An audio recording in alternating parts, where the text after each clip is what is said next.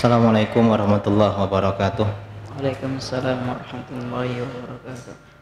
Alhamdulillah rabbil alamin wa bihi nasta'in ala umuri dunya din wa ala alihi wa ashabihi ajmain wa man tabi'ahum bi ihsanin ila yaumiddin, amma ba'du. Segala puji bagi Allah Subhanahu wa taala yang pada sore hari ini Allah Subhanahu wa taala masih berikan kita hidayah dan taufiknya sehingga kita kembali melanjutkan kajian kita menjelang buka puasa di bulan Ramadan tahun 1443 Hijriah ini. Dan kita masih bersama kitab Al-Ghurar min Mauqufil Athar yang dikarang oleh Syekh siapa? Syekh Shaleh Al-Utsaimin hafizahullah taala. Dan ini perjumpaan kita yang keberapa? Yang keberapa deh? Yang kelima ya, ditulis pertemuan ke-1, 2, 3, yang kelima. Dan kita tiba di Ghurrah yang ke-12 setelah kita membahas 11 sahabat kemarin ya, dari Khulafa Rasyidin Abu Bakar, Umar, Utsman dan Ali radhiyallahu ta'ala anhum, kemudian 3 sahabat ya, yang termasuk 10 sahabat yang dijamin surga seperti Zubair, Thalhah dan Sa'ad bin Abi Waqqas. Kemudian kita bahas ya juga Sa'ad ibn Ubadah. Kemudian kita juga membahas tentang Urwah bin Ghazwan ya, kemudian juga kita membahas tentang ya biografinya Mu'ad bin Jabal, dan terakhir Ubay bin Ka'ab radhiyallahu taala anhum. Sekarang kita lanjutkan Al-Ghurrah Ats-Tsaniyata Asyrah ya, atau nasihat ke-12. Silakan ya, Sabit. Assalamualaikum, bismillahirrahmanirrahim. Alhamdulillahirabbil alamin wassalatu wassalamu ala asrofil anbiya'i wal mursalin sayyidina Muhammadin wa ala alihi washabihi ajmain. Allahumma fir li sayyidina wal walidayhi wa jami'il muslimin. Qala al-mu'allif waffaqahullah. Al-Ghurratu Ats-Tsaniyata Asyarata an Khalid bin al-Walid radhiyallahu ta'ala anhu annahu qala ma lailatun tuhda ilayya fiha arusun ana laha muhibbun au ubasyaru fiha bi ghulamin bi ahabba ilayya min lailatin syadidatil jalid fi sariyatin minal muhajirina usabbihu biha al-adu. Rawahu Ahmad fi Fadailis Sahabah wa Ibnu Abi Syaibah wa Abu Ya'la al-Mausili wa isnaduhu sahihun. Wa Khalid bin al-Walid huwa Khalid bin al-Walid ibn al-Mughirah al-Qurashi al-Makhzumi yukna Aba Sulaiman wa yulaqabu bi Sayfillah. Tufiya sanata ihda wa isnataini wa isyrina bihims. Ya. Barakallahu fiik.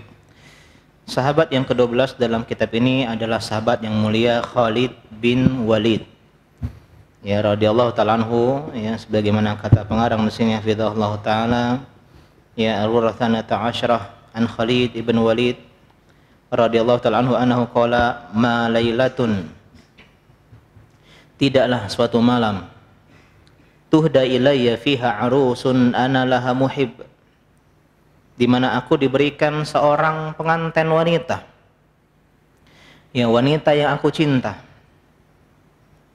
Jadi kata Khalid bin Walid, malam pertama ketika aku menikah dengan seorang wanita yang kucinta, yang kupuja, au ubasyara fiha bi ghulam, atau hari di mana aku diberikan kabar baik berupa kelahiran anakku, anak laki-laki.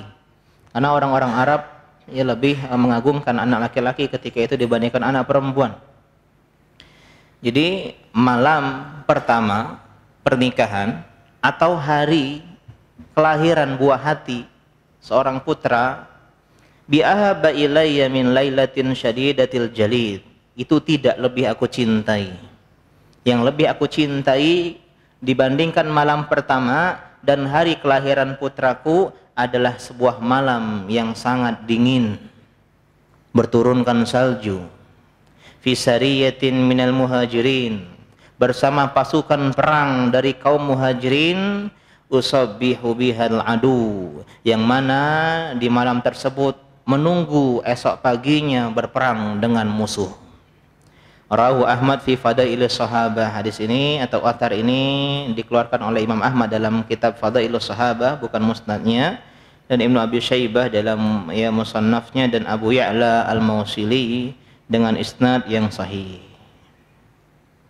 Jadi ya, pelajaran kita ke-12 adalah tentang bagaimana heroiknya ucapan seorang sahabat yang mulia. Ya, itu Khalid bin Walid.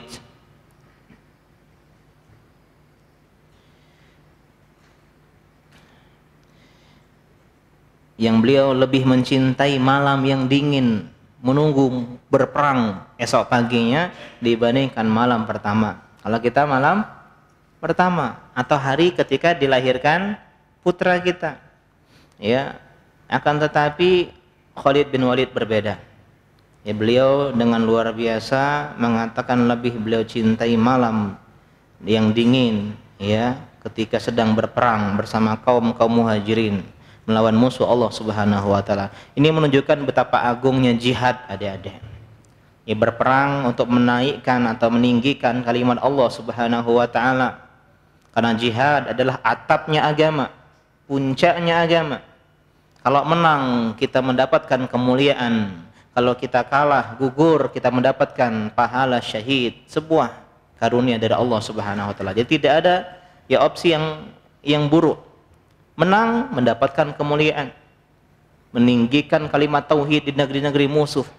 Kalah, ya, gugur, ya, maka dia mendapatkan pahala berjihad di jalan Allah Subhanahu wa taala. Kata Nabi sallallahu alaihi wasallam, "Lawadittu anni uqtal fi sabilillah. Summa ahya summa uqtal, summa ahya summa uqtal." Aku kepengen, kata beliau, berperang sehingga aku gugur di medan perang, kemudian hidup kembali, kemudian gugur lagi berperang, kemudian hidup kembali berperang lagi, kemudian gugur. Karena itulah kita harus punya cita-cita mati syahid, adik-adik. Kita harus punya cita-cita untuk berperang di jalan Allah Subhanahu wa taala. Kalau memang syariat udah mengizinkan. Ya, kalau sekarang mungkin belum ada. Tapi kalau memang benar-benar ada Indonesia misalnya menyerukan berperang lawan musuh atas agama, ya, atas nama Islam, untuk mendakwahkan negeri-negeri yang kafir, nah kita adalah orang yang terdepan membelanya. Karena itulah di antara hal yang harus kita pahami hadis dari Nabi sallallahu alaihi wasallam, "Man mata walam yaghzu." Siapa yang meninggal belum sempat berjihad, belum sempat berperang, walam yuhaddis bihi nafsahu, dan dia tidak pernah ada keinginan untuk berperang di jalan Allah Subhanahu wa taala, mata ala syu'batin min nifaq, maka dia akan wafat di atas cabang kemunafikan. Jadi harus punya ada perasaan di hati kita untuk berjuang di jalan Allah Subhanahu wa taala. Ya, kalau seandainya jihad yang syar'i ada saat ini, maka kita akan menjadi orang yang terdepan, ya, untuk mendapatkan hal yang tersebut.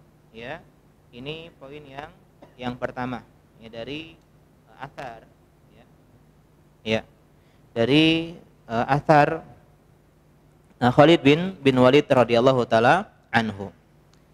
Kemudian kita bahas biografi beliau, ya, Khalid bin Walid. Disebutkan bahwasanya biografi beliau, ya, wa Khalid ibnul Walid ibnul Mughirah. Beliau anak dari Walid bin Mughirah. Kenal enggak Walid bin Mughirah? Siapa dia? Ya, kelas 1, kelas 7. Walid bin Mughirah siapa? Siapa dia? Hah? Apa?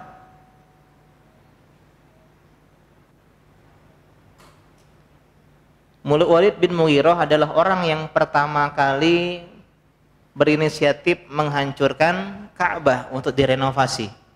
Masih ingat? Ya, ketika Ka'bah mau direnovasi, tidak ada yang berani untuk menghancurkan Ka'bah, takut kualat. Ya, Walid bin Mughirah maju terdepan seorang tokoh Quraisy. La nuridu illa khairan, kami enggak pengen kecuali kebaikan. Dihancurkannya untuk direnovasi. Ya, direnovasi Ka'bah yang dulu bentuknya bukan segi 4 tapi segi panjang. Dulu Ka'bah bentuknya segi panjang dan salah satu sisinya itu setengah bola, setengah lingkaran. Jadi begini. Nah, gitu.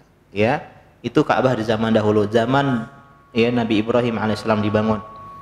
Kemudian pendanaan orang Quraisy nggak cukup untuk membangun seperti sedia kala, maka dibuatlah segi 4. Adapun setengah lingkarannya dibikinlah Hijr Ismail, ya, pagar setengah lingkaran. Dan juga beliau adalah orang yang masih ingat ketika Nabi ya mendakwahkan secara terang-terangan Islam, kenabian.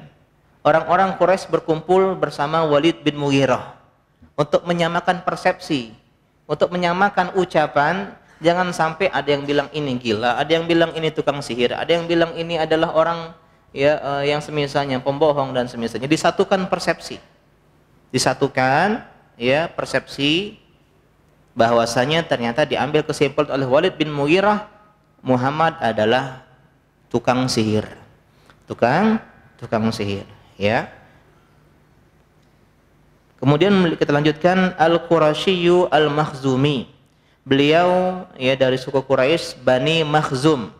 Dan Bani Makhzum adalah bani yang terpandang di tengah-tengah suku Quraisy. Ya, termasuk rival dalam tanda kutip soal kemuliaan dengan Bani Hashim. Ya, Bani Hashim. Siapa yang terkenal dari Bani Makhzum? Yang mengatakan kami sama Bani Hashim itu setara. Bedanya di antara mereka ada nabi, sedangkan kita nggak ada nabi. Kita nggak terima Bani Hashim punya nabi. Abu Jahal, Amr bin Hisham, Al-Makhzumi. Ya, jadi Khalid bin Walid satu kabilah dengan Abu Jahal, Amr ibn Hisham. Ya, kemudian beliau punya kunyah Abu Sulaiman, ya, yukna Abu Sulaiman, wa yalaqab bi Saifillah, dan beliau mendapatkan julukan yang sangat luar biasa, Saifullah, the sword of Allah, pedangnya Allah Subhanahu wa taala. Yang beliau ahli siasat perang. Jadi berperang, membunuh adalah bagian dari hidup beliau. Sehingga beliau dikenal ahli siasat perang. Dia bukan hanya jago berperang, tapi juga otaknya jalan. Kerja keras, kerja cerdas. Sehingga beliau menjadi sebab kalahnya kaum muslimin di perang Uhud tahun ketiga Hijriah. Siasat siapa? Khalid bin Walid. Dan beliau masuk Islam di awal-awal tahun 8 Hijriah. Kemudian beliau masuk Islam bersama Amr ibn As, Utsman ibn Talhah. Dan kemudian beliau mengikuti perang ketika itu yang terkenal melawan Romawi. Perang apa tahun ke-8? Iya, ke-8. Perang Mu'tah. Perang Mu'tah. Ketika Nabi menunjuk 3 komandan perang sekaligus. Zaid bin Harisah, Ja'far bin Abi Thalib, Abdullah bin Rawahah, 3-3-nya gugur. Kemudian panji diserahkan kepada Khalid bin Walid yang menjadi sebab kaum muslimin tidak kalah di perang Mu'tah tersebut. Kemudian kata Nabi SAW, kemudian panji dipegang oleh Saifun min suyufillah, pedang di antara pedang-pedang Allah Subhanahu wa taala. Saifullah, Saifullah al-maslul, pedang Allah yang terhunus. Jadi beliau mendapatkan gelar tersebut di perang Mu'tah tahun ke-8 Hijriah sebelum penaklukan kota Makkah ketika Nabi ya memerintahkan kaum muslimin melawan Romawi 200.000 melawan 3.000 sahabat. 3.000 sahabat melawan 200.000. Luar biasa. 1 lawan 7 hampir. Dan beliau juga komandan perang utama di pemerintahan Abu Bakar As-Siddiq radhiyallahu ta'ala anhu. Di zaman Abu Bakar As-Siddiq beliau orang komandan perang panglimanya. Dalam perang Yamamah melawan orang-orang murtad Musailamah Al-Kadzab. Dalam perang Yarmuk melawan orang-orang Romawi. Ya, betapa luar biasanya ketika dikenal oleh sejarah. Ya, dikabarkan beliau tidak pernah kalah dalam peperangan. 100 perang lebih beliau ikuti, beliau tidak pernah mendapat kekalahan. Akan tetapi di zaman Umar bin Khattab beberapa saat kemudian Umar memecat Khalid bin Walid karena beda persepsi dan karena Umar bin Khattab enggak mau kaum muslimin begitu bersandar kepada Khalid bin Walid sehingga tidak meminta kepada Allah, tidak tawakal kepada Allah. Akhirnya mengkultuskan Khalid bin Walid. Udahlah, ada Khalid pasti menang dan seterusnya. Diturunkan dan Khalid bin Walid no problem, enggak masalah. Ya, diturunkan dari jabatannya. Yang penting dia bisa berjuang di jalan Allah Subhanahu wa taala. Jadi panglima, jadi prajurit biasa, enggak ada bedanya. Ikhlas karena Allah Subhanahu wa taala. Diganti oleh Abu Ubaidah ibn Jarrah radhiyallahu taala anhu, ya. Kemudian beliau pindah ke kota Homs di Suriah sekarang. Kemudian beliau wafat tahun 21 atau 22 Hijriah, mendahului Umar bin Khattab di Himas di atas kasur pembaringan dengan jasad yang banyak ya bekas-bekas luka, tusukan, sabetan pedang dan semisalnya. Lihat betapa Khalid bin Walid ingin gugur di medan perang, tapi Allah memilih meninggal di atas kasur pembaringan. Tapi tenang, kata Nabi SAW, man sa'alallaha syahadah bisidqin balaghallahu manazila syuhada wa in mata 'alal firashihi. Siapa yang menginginkan syahid, hatinya pengen syahid, ya Allah kalau ada perang yang syar'i aku akan ikut. Ya, dengan jujur, dengan ikhlas, dengan niat tulus, kata Nabi, Allah akan sampaikan dia dengan derajat para syuhada, selevel dengan orang-orang yang gugur di medan perang, meskipun dia wafat meninggal di atas kasur pembaringan. Jadi tolong ditanamkan di hati kita, kita mencintai perang karena Allah Subhanahu wa taala, panggilan Allah Subhanahu wa taala. Kalaupun memang belum datang kesempatan, maka berjihadlah dengan apa yang kita bisa lakukan sekarang. Jihad dengan apa sekarang? Dengan ilmu. Kalian belajar, membaca, duduk di sini bagian dari jihad. Ya, bagian dari jihad. Dan jihad harus kita lebih cintai daripada orang tua kita, daripada anak-anak kita, daripada pekerjaan kita, usaha kita, bisnis kita. Ya, kata Allah, in kuntum tuhibbunallah, atau dalam ayat yang lain At-Taubah dikatakan in kana abaukum wa abnaukum, dan seterusnya.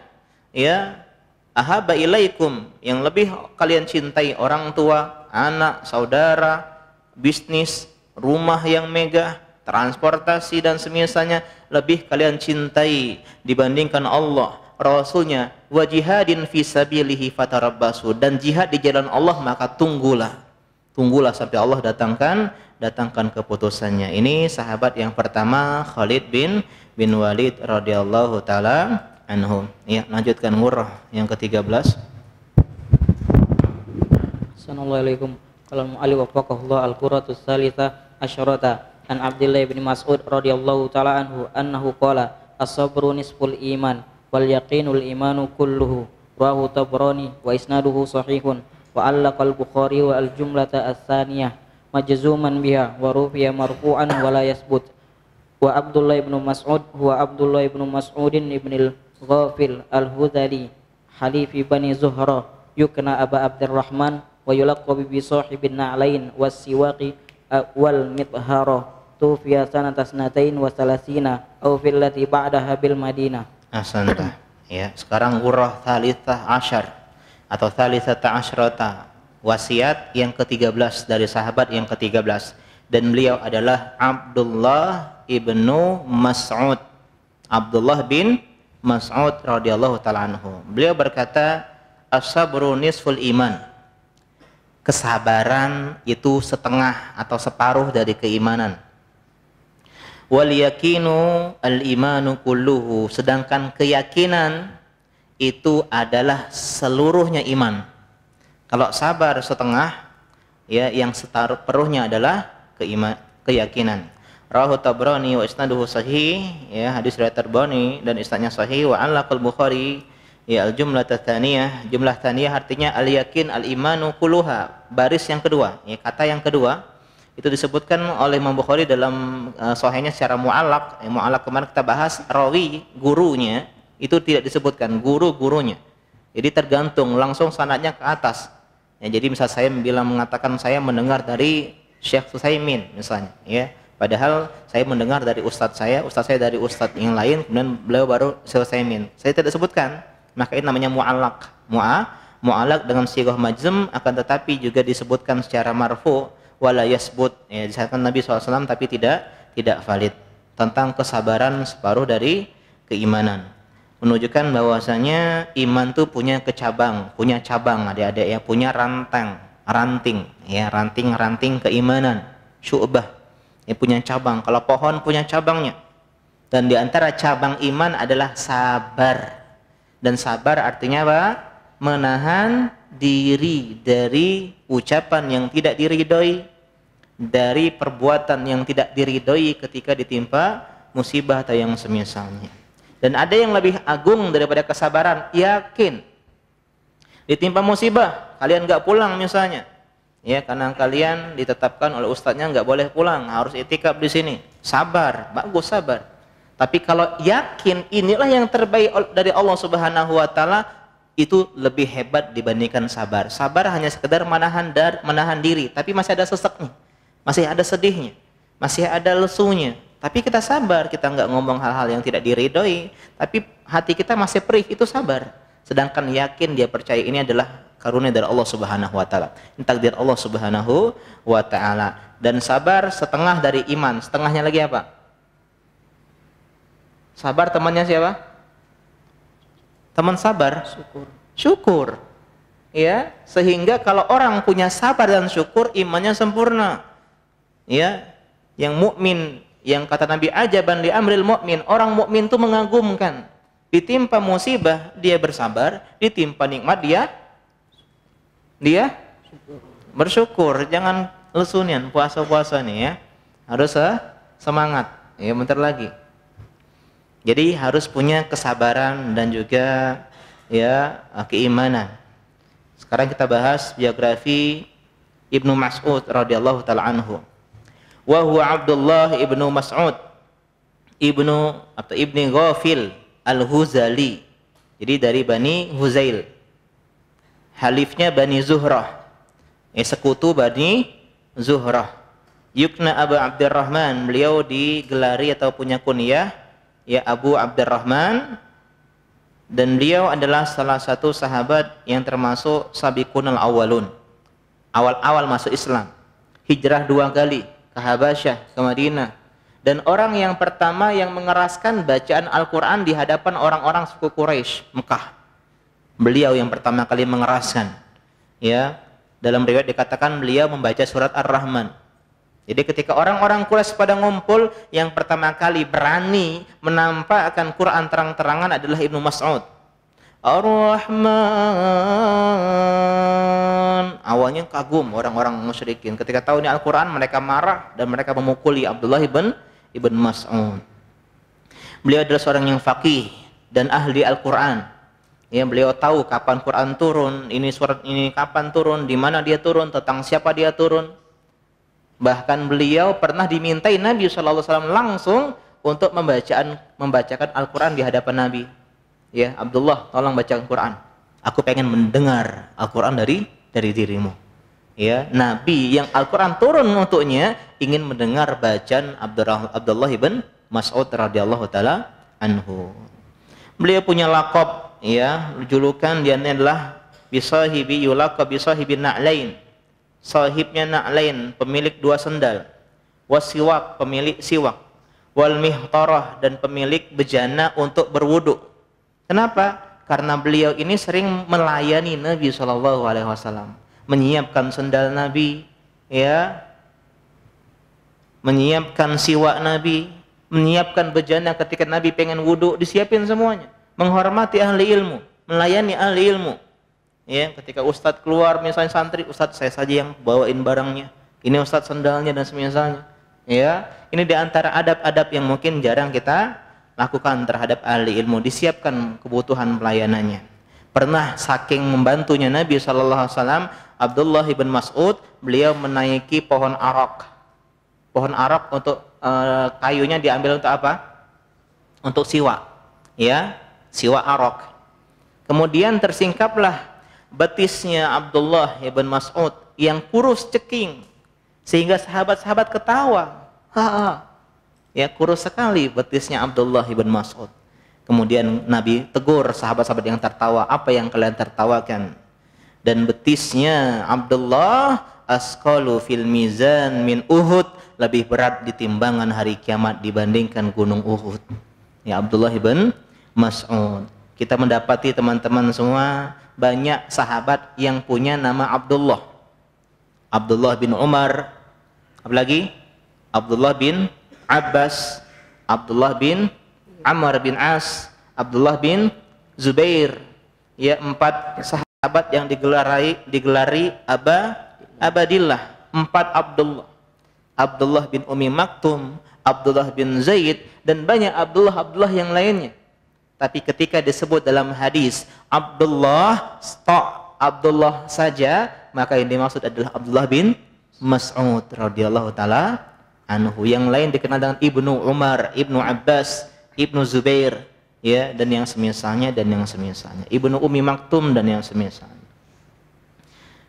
Dan beliau termasuk ikut perang ketika Nabi wafat, ikut perang ke Syam dan disuruh oleh Umar ibn Khattab menjadi guru Al-Quran di Kufah, dan beliau dicintai oleh penduduk Kufah. Ketika Utsman bin Affan meminta ya Abdullah untuk pulang ke Madinah, mencopot ya gelar gubernur beliau di Kufah atau tugas beliau di Kufah, orang-orang Kufah nggak mau.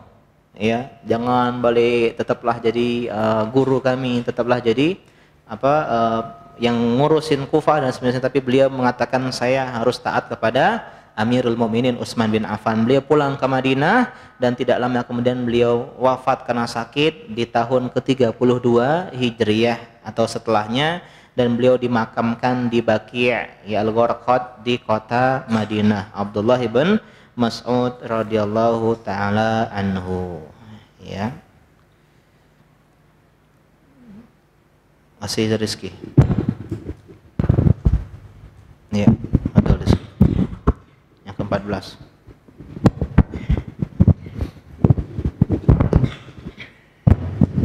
Bismillah, salatu wassalamu ala Rasulillah. Qala mu'allif hafizahullah ta'ala. Al-Ghurratur Rabi'ata Asyarah. An Salman Al-Farisi radhiyallahu anhu annahu qala innama yuhliku hadhil ummata naqduha uhudaha. Rawahu Ibnu Abi Saibah wa isnaduhu sahih. Wa Salman Al-Farisi wa Salman bin Budakhshan bin Mursalan Al-Farisi yukna Aba Abdillah wa yulaqab bisalmani al-khair wa Salman ibn al-Islam wa sabiqil furs tufiya sanata arba'in wa thalathina bil madain. Ahsanta ya rezeki. Yang ke-14 ya wasiat dari sahabat Salman Al-Farisi radhiyallahu taala anhu. Beliau mengatakan ucapan ya innama yuhliku hadhil ummah naqduha uhudaha, yang membinasakan umat ini ketika mereka melanggar perjanjian, melanggar kesepakatan yang telah mereka bikin. Ingat, al-muslimuna ala syurutihim, orang muslim harus menyepakati kesepakatan, persyaratan yang sudah disepakati. Rawahu Ibnu Abi Syaibah wa isnaduhu sahih. Ya, jadi di sini nasihatnya dari Salman Al-Farisi, jangan melanggar kesepakatan, jangan melanggar persyaratan yang disepakati, kecuali dua-dua pihak udah sepakat untuk membatalkannya. Ya, termasuk janji. Ya, maka harus kita menepati janji dan menepati perjanjian kesepakatan. Sebagaimana orang-orang Quraisy Mekah. Ya, dia melanggar kesepakatan damai Hudaibiyah. Ya, kesepakatan damai Hudaibiyah. Karena itulah terjadilah penaklukan kota Makkah. Ya, Salman Al-Farisi, beliau ya Salman ibn Budakhshan ibni Mursalan. Ini nama yang aneh ya di tengah kita karena ini nama-nama orang-orang Persia. Jadi Salman itu berasal dari negeri Persia, sekarang Iran. Yang di sana ketika itu menyembah api, negeri penyembah api, agama apa? Majusi. Agama Majusi. Ya. Kemudian ya, beliau ya mendapatkan hidayah yang luar biasa, ya. Beliau punya kisah heroik luar biasa dalam pencarian hidayah, Pak. Teman-teman santri-santri. Kalau kita kenal hidayah sunnah gampang. Salman Al-Farisi harus pergi pindah ke beberapa negara, lintas benua untuk mendapatkan hidayah, berujung menjadi seorang budak di tangan Yahudi Bani Quraisyah. Kita ya mungkin lahir udah salafi dari kecil. Ya, kenapa orang tua kita udah ngaji? Ya, salafi sejak bayi. Ya, enggak mendapatkan hidayah. Jadi sehingga kita ya tidak menghormati hidayah. Lihat Salman Al-Farisi ditipu Bani Kalab, dijual semua hartanya, dibawa bangsa Arab, ternyata dijual untuk orang Yahudi, ya. Kemudian dibeli lagi oleh Yahudi Bani Quraisyah dan harus berusaha untuk membebaskan dirinya dengan ya perjuangan yang luar biasa sehingga jadi orang yang merdeka. dan beliau mengusulkan penggalian Khandaq atau paret di perang Ahzab. Kaum sekutu Quraisy Mekah, ya Yahudi bersiap untuk mengepung kota Madinah. Habis kota Madinah, hampir. Alhamdulillah Salman memberikan sebuah strategi luar biasa yang tidak dikenal oleh orang Arab ketika itu. Ini strateginya Persia, membuat paret Khandaq sehingga kaum ya Ahzab sekutu gagal untuk menaklukkan atau membinasakan kota Madinah. Beliau punya lakop Salman Al-Khair, Salman ibn Islam, karena orang-orang bilang, kau ini anak siapa? Ini anak fulan, anak orang-orang muslimin. Sedangkan beliau adalah anak orang Persia Majusi. Dia Nabi bilang Salman ibn Islam. Salman itu adalah anaknya agama Islam, dan tidak boleh kita berbangga-bangga dengan orang tua kita, dengan suku kita dan semisalnya. Wasabikil furus, dan beliau adalah orang Persia pertama yang masuk Islam. Ya, dikenal dengan sabik, orang yang mendahului, sabikul furus. Sebagaimana sebagian sahabat, ya kayak Bilal, ya Bilal sabikul Habasyah, orang Ethiopia pertama yang masuk Islam. Suhaib Ar-Rumi digelari sabikur Rum, orang Romawi pertama yang masuk Islam. Dan beliau ikut menaklukkan Irak dan menetap di Madain, sebuah kota di Irak. Ketika itu kemudian beliau wafat di tahun 34 Hijriah di Madain, Irak. Demikian 3 sahabat yang kita bisa bahas pada kesempatan kali ini. Yang pertama siapa tadi? Khalid bin Walid. Yang kedua Abdullah ibn Mas'ud, dan yang terakhir Salman Al-Farisi. Demikian, semoga manfaat. Wassalamualaikum warahmatullahi wabarakatuh.